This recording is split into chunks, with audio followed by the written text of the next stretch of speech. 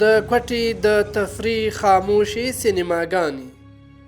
دغه سینماوي یو وخت د خلکو د راټولیدو او تفریح لپاره مشهور ځایونه وو، خو اوس یې ودانۍ د پخوانۍ دورې د آثارو په توګه ولاړې دي او پاته نقشې د پخوانیو وختونو یادونه تازه کوي. د سینما پخواني مینوال اوس هم تیر وختونه یادوي. زه یو 25 کال مخکې دلته راتلم، دلته سلما کې دا فلمان مې کتی، پاکستانی فلم چلیدی، پشې کې انډین چلیدی، ډرامه بازی پشې کې کېدی، ډرامه شو کېدی پشې کې، ښه وخت و، ښه دور و، ښه ابادي و. د دنیا د ټي وي وي سي آرونه نه وو، دا شیان نه وو، هر سړی به سلما ته راتلی فلم کتی. هنرمندان وایي ټولنیزو رسنیو او عصري ټکنالوژۍ د سینما ارزښت کم کړی او د نورې نړۍ سینماوي د ډیجیټلایزیشن پړاو ته رسیدلې دي. دنیا چې ده په هغه کې اوس هم سینماوي کامیابه دي، اوس هم هلته سینماوي خلاصې دي.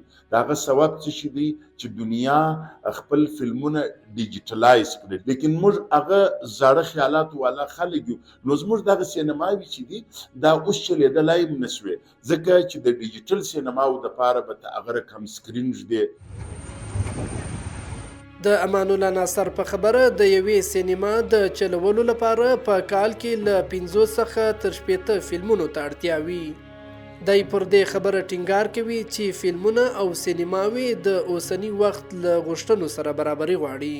دا زموږ فلمي میکرز چې دي چې فلمان یې جوړول، هغه هم هغه زوړ سټایل دی، هغه رقم سندرې دي، هغه رقم د دوی د کیمرا ورک دی، دغه رقم چې دی هغه په شاعري کې د دوی یو جدت نه راغی، هغه د فلم په میکینګ کې، په آیډیاز کې، په سټوریانو کې ظاهره ده د دې سره د لکاو کسانو روزګار وابسته و، هغه ظاهره د ګرده بیکاره شو.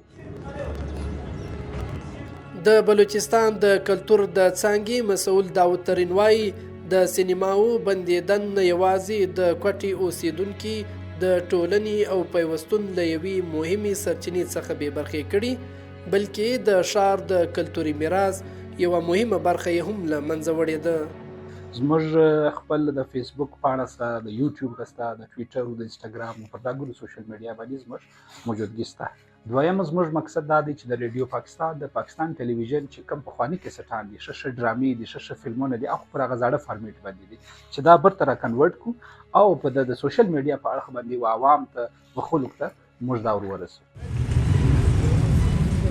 په دغو سینماو کې به د پښتو ژبې ترڅنګ د اردو، انګریزي او پنجابي ژبې فلمان چلیدل. هنرمندان وایي د کوټې زیاتره سینماوي اوس په لویو شاپینګ پلازو یا موټر ګیراجونو کې بدلې سوي دي. حمید الله ستوری شیراني، DW کوټه.